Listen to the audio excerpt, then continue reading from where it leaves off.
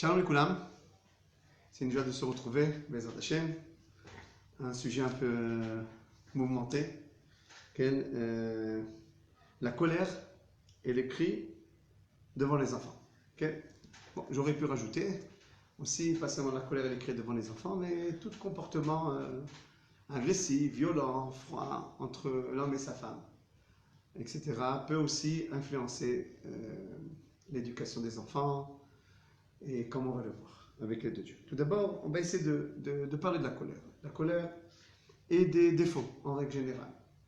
Il y a une différence entre empêcher de faire le mal ou empêcher de laisser un défaut se dévoiler. Un défaut se dévoiler. Si par exemple je ne veux pas voler ce stylo-là, je ne veux pas le voler ce stylo-là, je peux faire un travail en moi-même et pas le voler. Mais si je suis dans une situation de colère ou d'orgueil ou de jalousie ou bien de rigoureux, etc., c'est très difficile de s'abstenir à ce défaut-là. Et pourquoi?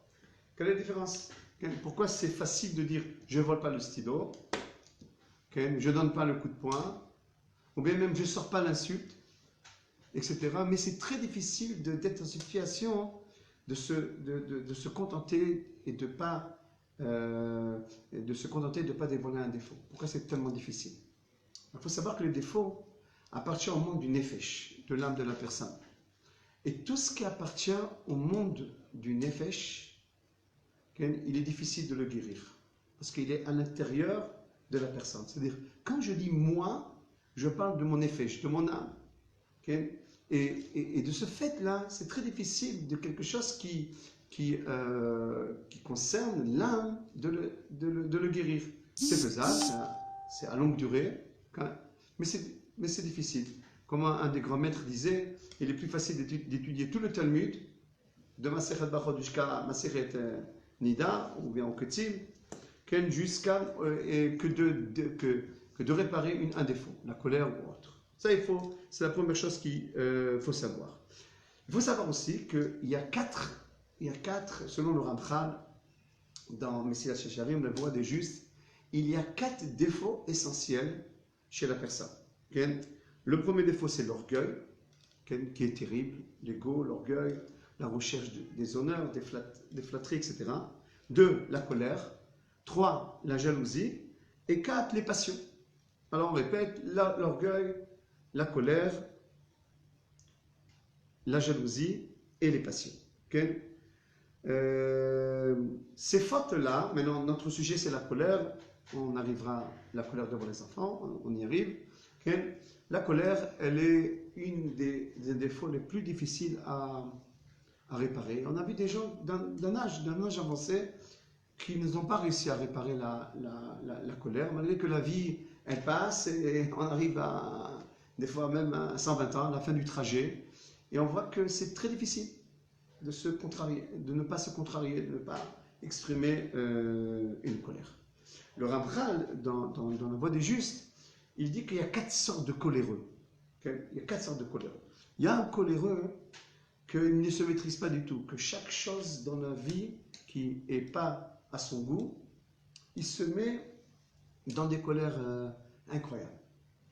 Il n'arrive pas à se contenir. Tout le dérange. Tout ce qui n'est pas à son goût le dérange. Que ce soit une petite raison ou une grande raison. Il ne sait pas faire la différence. Tellement. C'est terrible, c'est un malade. Et on peut le définir comme malade. Malade dans son âme. Et c'est terrible pour son entourage, pour sa femme, pour ses enfants et tous ceux qui le côtoient.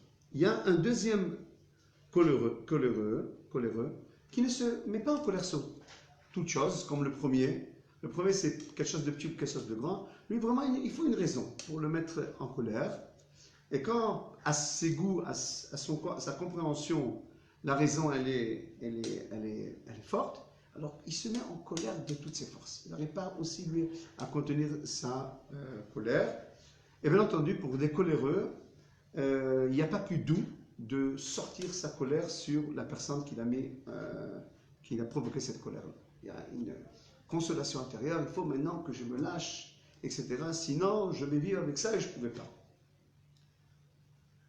Le troisième sort de coléreux, c'est quelqu'un qui se met pas en colère pour une petite raison, aussi rien que pour des grandes raisons.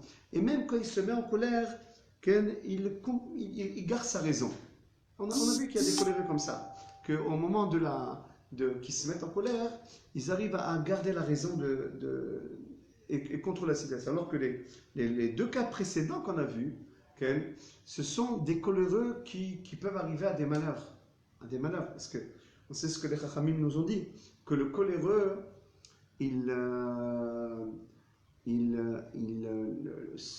tout le Gehenam arrive à être en lui. Et il ne voit plus rien. Il n'y a plus de réflexion chez le coléreux. Il peut tuer quelqu'un parce qu'il lui a pris sa place de voiture. Il peut tuer quelqu'un, même s'il va regretter après. Mais là, il n'y a pas un contrat contre la colère à ce moment-là. Dès que la colère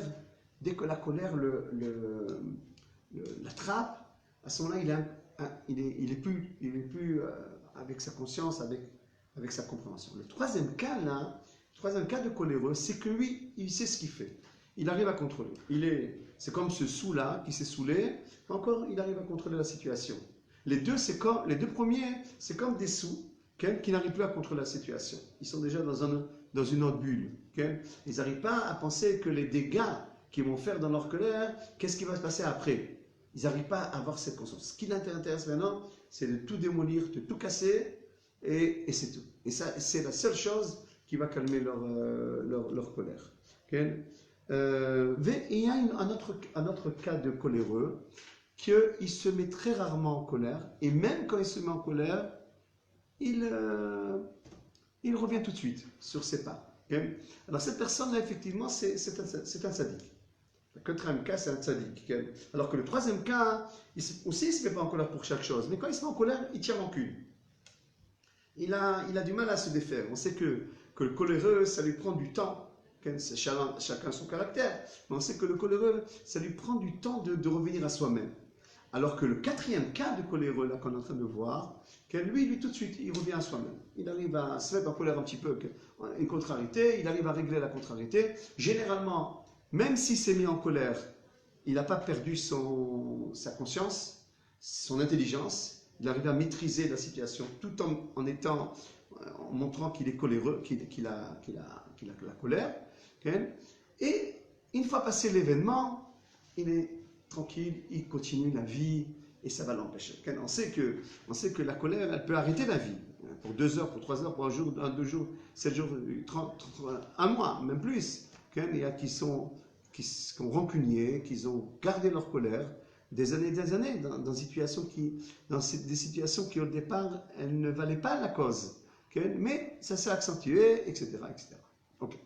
Maintenant, tout ce que j'ai dit, les 4 cas de coléreux que je viens de dire là maintenant, que le Ramchal nous développe, regardez là-bas, dans le Ramchal, chapitre 11, là-bas il parle de l'anikiyut, il parle des différents coléreux, etc. On ne parle pas du coléreux qu'il fait semblant d'être en colère, comme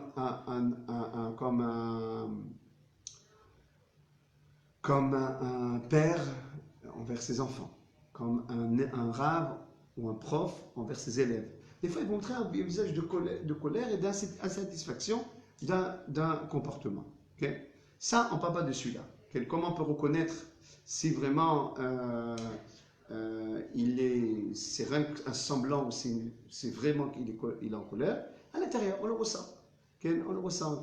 Un père, dans un exemple, un père qui vient du travail très énervé de ce qui s'est passé dans la journée, fatigué, énervé, etc. Et l'enfant, il a fait une bêtise. Il y a des proportions de la situation, pas par rapport à l'enfant, mais par rapport à ce qu'il a subi toute la journée. Alors il faut bien calculer exactement, est-ce que la colère vaut la peine à ce moment-là? Alors peut-être il va dire après, non mais je me suis mis en colère comme un père se met en colère, j'étais soi-disant. C'est pas évident. Si tu veux maintenant transmettre la colère que tu avais au travail aux enfants, alors peut-être là maintenant, il faudra faire attention. Comment? C'est quoi le signe qui nous disent c'est une vraie colère ou une fausse colère? C'est l'intérieur, c'est l'intérieur de la personne. L'intérieur de la personne, c'est elle qui fixe, est-ce que l'intérieur de la personne, le plus milieu de la personne, comment il ressent, est-ce qu'il ressent mal ou bien, c'est elle qui va décider, qui va fixer, est-ce que vraiment il est en colère ou il fait semblant d'être colère. On continue dans une minute, excusez-moi.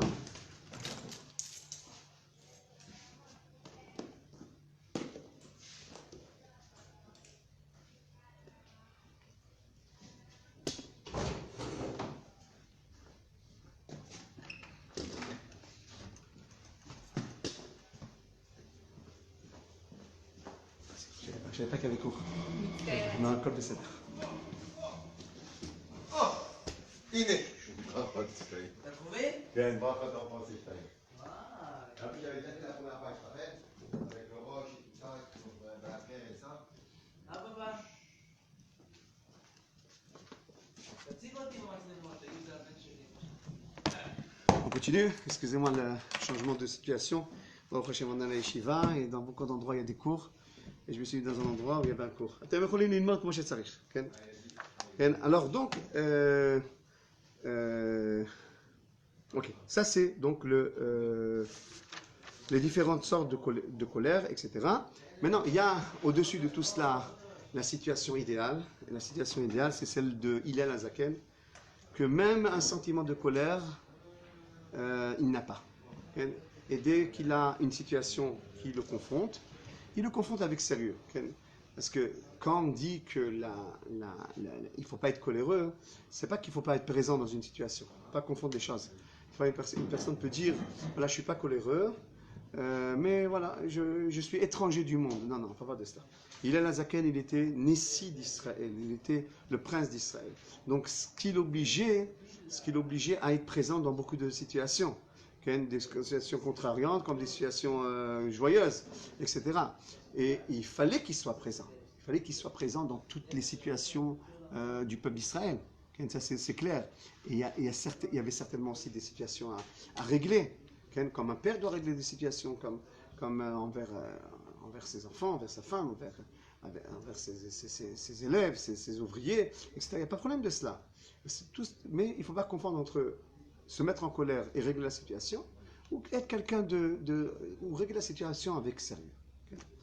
Maintenant, une fois qu'on a développé les différentes sortes de colère, etc., et on a parlé de ce tzaddik-là, que même des sentiments de colère il n'a pas, et toute discussion chez lui c'est une discussion sérieuse, à régler bien entendu, mais sans des sentiments intérieurs qu'il y a une colère.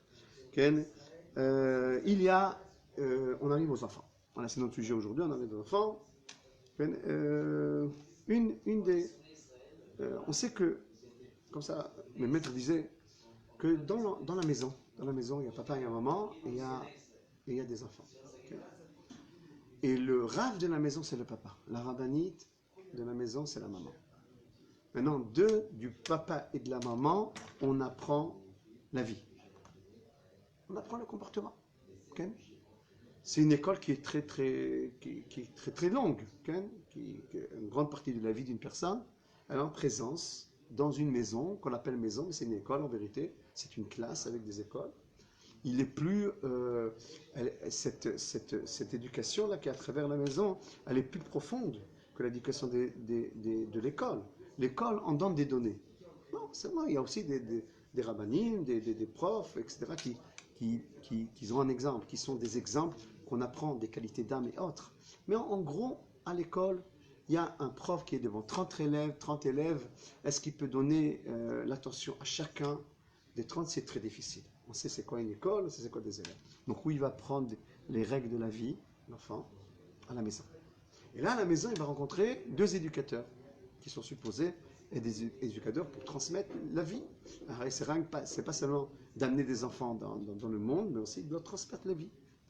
Et ces 2 éducateurs, ils s'appellent maman et papa. Okay? Et là, ils doivent transmettre la vie. Okay? Maintenant,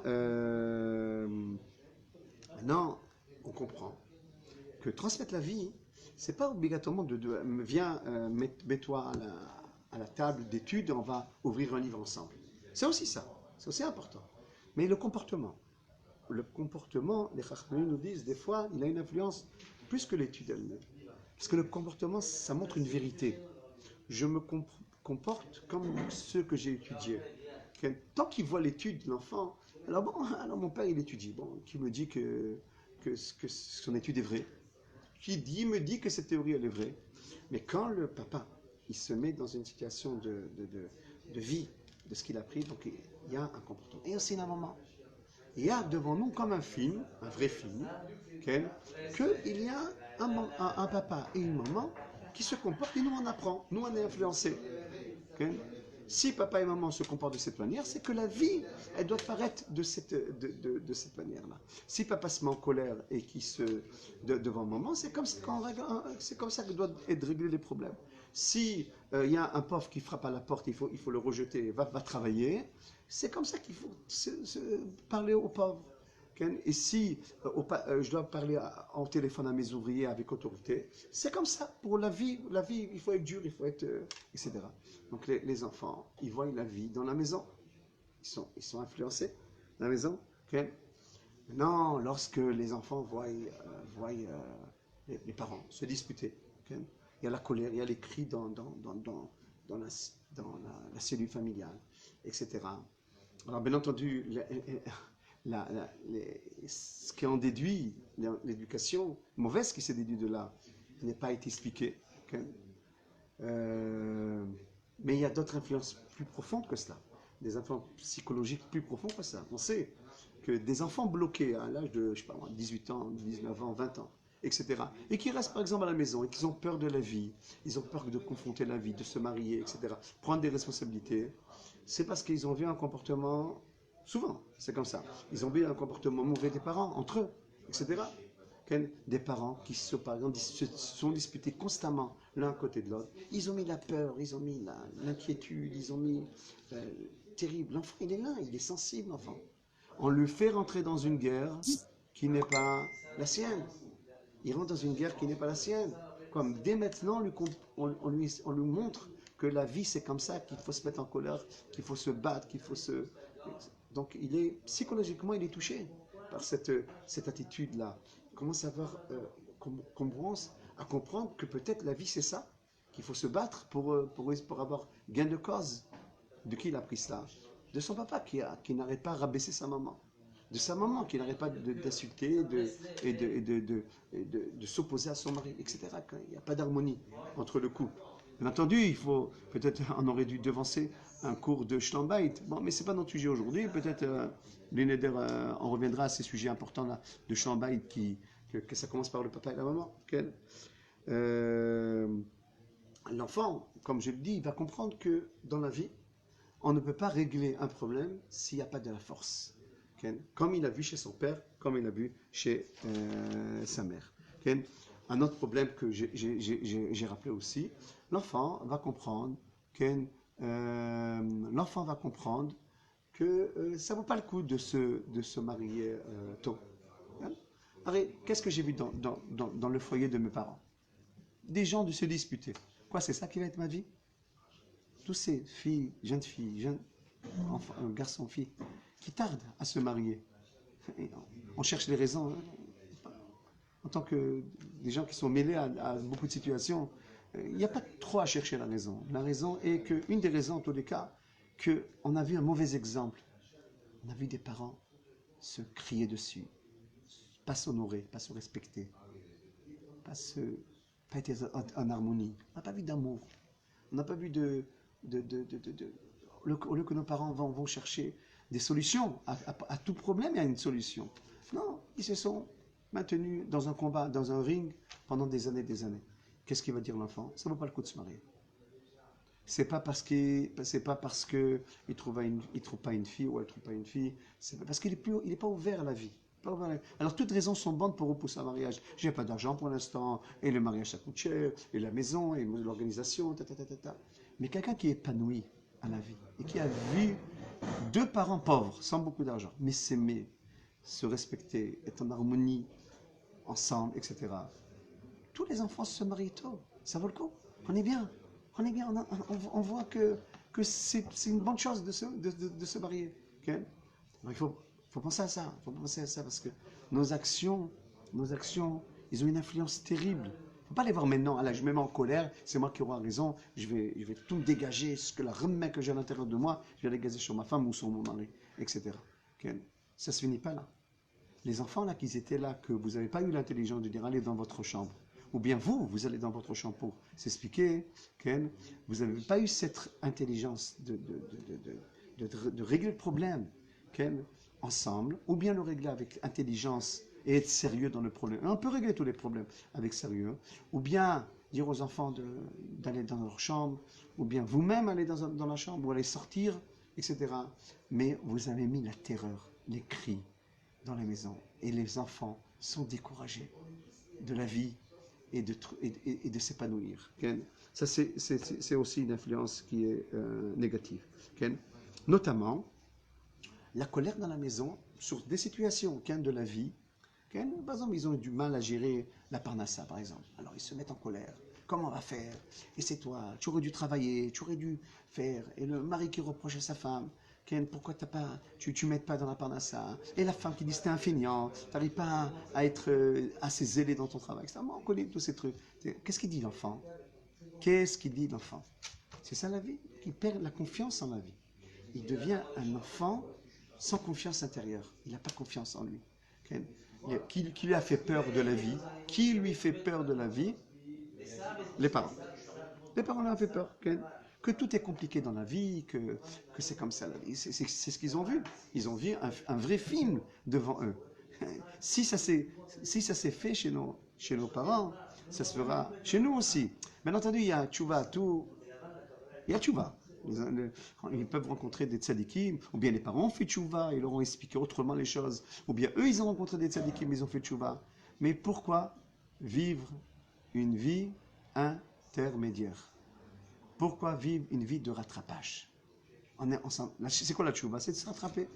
Pourquoi pas dès le départ, on apprend les règles de la vie et les bébés, les princes et les princesses que Dieu nous a donnés, ce sont nos élèves, et on fait grandir dans le calme, dans la tranquillité. Ils voient des parents qui s'aiment, qui sont attachés l'un à l'autre, qui discutent ensemble, que le combat, il est le même combat, etc.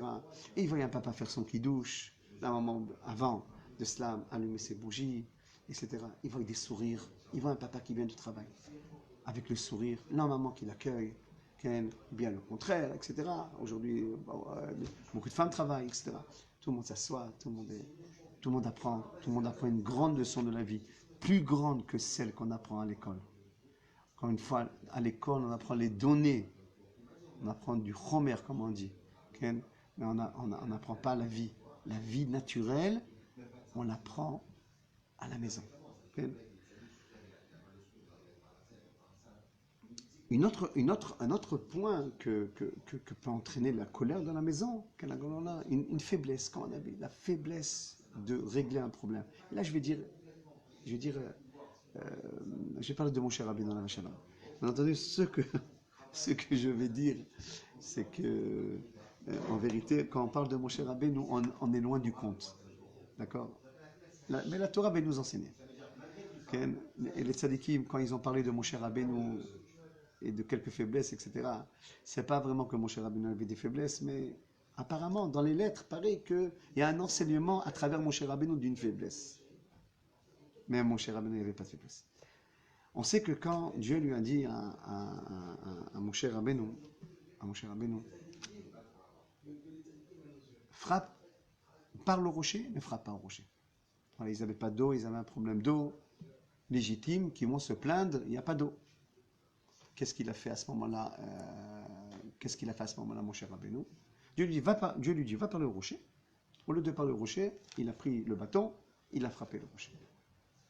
L'eau est sortie. Okay? Et Dieu lui dit, parce que tu as frappé au rocher, tu n'as pas parlé au rocher, tu ne rentreras pas en Eretz Israël. C'est quoi cette xéma-là? C'est dur ça. C'est ce décret-là que Dieu lui donne, etc. Alors le Rambam, il dit, il y a plusieurs manières d'expliquer la faute de Moshe. S'il y a faute, dans l'absolu, il n'y a pas de faute, mais la manière que ça s'est fait, c'est pour nous enseigner à nous. Okay?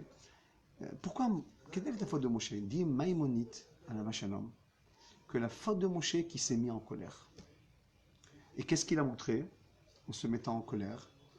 Une khoudsha, un manque de force dans la conduite du peuple d'Israël. Il ne peut pas régler les problèmes avec la bouche. Alors, c'est quoi la différence de régler le problème avec la bouche ou de régler avec la colère? Un enfant qui se met en colère, ou des parents entre eux qui se disputent, je ne peux pas régler. Tout ce que je ne peux pas régler avec la bouche, je le règle avec la force. Mais si je le réglais avec la bouche, si j'étais assez intelligent, assez profond, etc., j'aurais réglé le problème avec la bouche. Et je n'aurais pas eu besoin de frapper, d'insulter, de lever la voix, d'imposer. C'est quoi quelqu'un qui impose? Quelqu'un qui impose, c'est quelqu'un qui ne peut... C'est pas régler le problème, donc il impose. Quand on voit des couples se disputer et s'opposer l'un à l'autre, etc., qui crie le plus fort, qui va menacer le plus, etc., c'est lui qui aura le gain. Mais on a réglé le problème en vérité? Non. On vit maintenant dans une maison sous la peur, etc. Alors mon cher Rabbeinu Alav, quand il n'a pas parlé au rocher, et quand il a frappé le rocher, il s'est mis en colère comme ça devant l'âme Israël, il a frappé le rocher, qu'est-ce qu'il a montré? Qu'on éduque avec la force et pas avec la bouche. Dieu lui a dit, toi tu es le plus grand éducateur, mon cher Rabbeinu. Toi tu es le dabar. Dabar c'est quelqu'un qui parle et qui explique. Et tu as toujours discuté avec, tu as toujours expliqué. Qu'est-ce qui se passe maintenant? Au lieu d'expliquer, tu as frappé. Qu'est-ce qui se passe? Donc tu peux pas faire entrer le peuple d'Israël en Eretz Israël. Parce qu'en Eretz Israël, la réussite du peuple d'Israël sur sa terre, c'est quand on arrivera à éduquer avec la bouche et pas avec la force. Et dans tous les niveaux de la vie, hein, pas seulement dans le niveau du couple et de la famille, de la rue, des voisinages, etc., qu'on veut imposer sa force et pas l'expliquer. Bien entendu, on n'a rien fait de terrible quand on a imposé. C'est pas quand on a gagné, on a perdu. Il faut savoir, peut-être tu as gagné maintenant, quand on a peur de toi, mais à long terme, un enfant comme cela, il se détache de toi, il peut se détacher de toi, etc. Alors donc Moshe a été puni, tu ne rentreras pas en Eretz Israël. Et c'est une grande leçon, qu'en Eretz Israël, on éduque avec la bouche, et on n'éduque pas avec... Alors maintenant, qu'est-ce qu'il faut faire? Voilà, qu'est-ce qu'il faut faire? Voilà, les parents qui m'écoutent maintenant, bien, toute personne qui m'écoute, dit, bon, tu as dit le problème, le grave problème de se mettre en colère devant des enfants. Et comment ça les influence psychologiquement, comment ça les bloque, comment ça leur touche toute leur confiance en la vie, comment ça leur fait des gens faibles, des gens qui n'ont plus confiance en la vie, etc. Bon, tu as dit le problème. Très bien. Mais quelles sont les solutions? On veut donner des solutions dans notre programme avec les deux dieux. Alors, premièrement, il faut travailler ce défaut qui s'appelle la colère. Il faut travailler. Il faut faire un combat à ce défaut et comprendre d'une manière profonde que la colère n'a jamais fait gagner la personne. Elle a fait gagner tout de suite. Le combat, la bataille, il a gagné, la guerre, il a perdu. C'est un combat qui est gagné momentanément. Mais ce que tu as imposé avec la colère, tu l'as pas fait comprendre. Parce que l'enfant maintenant, il a peur de toi. Il n'a pas confiance en toi. Il a peur de toi. Il n'a pas acquis une compréhension, une sagesse. Il a acquis une crainte. Et quand il te fait plaisir parce qu'il a peur de toi, mais il n'est pas en harmonie avec toi, donc l'enseignement de la vie, tu l'as raté. Alors il faut travailler, il faut réfléchir à ça. Que ce soit entre le couple, que ce soit avec les enfants, que ce soit devant les enfants. Tout ce qui est transmis avec la bouche, c'est une victoire. On parle, c'est une victoire. Tout ce qui est avec le poing, c'est une défaite. Même si on a accédé à ce qu'on a. Ça, c'est premièrement. Deuxièmement, ce que je vous ai dit tout à l'heure, il y a un problème. Tu sens qu'il y a une tension entre toi et ta femme. Pas besoin de faire entrer les enfants trop vite dans la vie. Ils auront des guerres à eux. L'enfant, dans son éducation, comme ça dit tous les maîtres de l'éducation, il a besoin de sentiments, d'amour. Il a besoin de grandir dans une ambiance chaude. pas besoin de le mettre trop vite dans le combat de la vie. Il va perdre sa construction. La construction se fait. J'acquiers l'amour, les sentiments. Je suis dans une maison chaude, qu'on caresse, qu'on aime, que je vois un bon exemple entre mon père et ma mère, etc. Tu te mets en colère avec ta femme devant lui, tu le fais rentrer dans un combat qui est trop vite. Il n'a pas eu encore assez la mida d'Avraham Avinu que tu l'as fait rentrer déjà à la rigueur de la vie. Comme vous connaissez des fois, j'ai dit à mes enfants, à l'approche de l'armée ou de la yeshiva, je leur disais mais à l'armée tu n'auras pas tout ça. Mais papa, quand l'armée viendra, ça sera son temps. Que j'aurai pas tout ça, que j'aurai pas le bien-être. Ne me fais pas rentrer vite dans l'armée, dans la guerre. Pour l'instant, je suis à la maison. Et dans la maison, il va faire chaud. Chaud dans le cœur, dans la maison. Ça, c'est troisièmement. Ken. Et apprendre à l'enfant que quand je discute avec ma femme et que je veux que les enfants écoutent, c'est pas trop méchant, c'est pas une discussion, qu'ils apprennent que le père, il est sérieux, il est toujours dans le sujet. Okay? Parce que beaucoup de gens ils me disent, tu veux pas qu'on se mette en colère, alors on a perdu notre cause. Non, discute, mais sois toujours dans le sujet. Ne déborde pas du sujet. Des fois, il y a une chaleur qui se crée dans la personne et ça déborde. Mais si l'enfant, il te voit, que toujours papa, toujours maman, quand ils discutaient entre eux, c'était le sujet qui était abordé. Okay? Quelle école on va choisir pour les enfants? Okay? Lui, il veut Chabad, lui, il veut Breslev. Allez, admettons comme ça. Okay? Il veut sionisme, religion, peu importe, ou orthodoxe. Okay? Voilà. Ils se discutaient. Alors, c'était intelligent. Qu'est-ce qu'il apprend l'enfant quand il voit des parents intelligents? Qu'il faut aborder les sujets d'une manière intelligente. Et quand il va voir le père, et quand il va voir son père s'approfondir et trouver des sagesses, alors lui-même, il va apprendre de ces mêmes sagesses-là. Et le dernier conseil, mais je n'ai pas fini ce sujet, mais je dois passer à autre chose, mais il y a un sujet qui est de base. Melehim ziv umfikim noga. Tu peux transmettre à tes enfants ce que tu as à l'intérieur de toi. Comment l'éducation des parents? Pas quand ils rentrent dans la choupa et qu'ils vont créer un foyer. Avant de cela. Tout d'abord, comme on le dit, mefikim ziv umfikim noga. La lumière que tu as, tu peux la transmettre. Alors mon conseil en tant que rabbin, c'est que les parents apprennent la vie dans les bancs de la vie, dans les bancs de Avraham Avinu, dans la banc de Moshe Rabbeinu, qui demandent conseil, qui demandent comment tout d'abord avoir la paix dans sa maison pour la transmettre à ses enfants. Shalom, que Dieu nous éclaire dans cette Torah.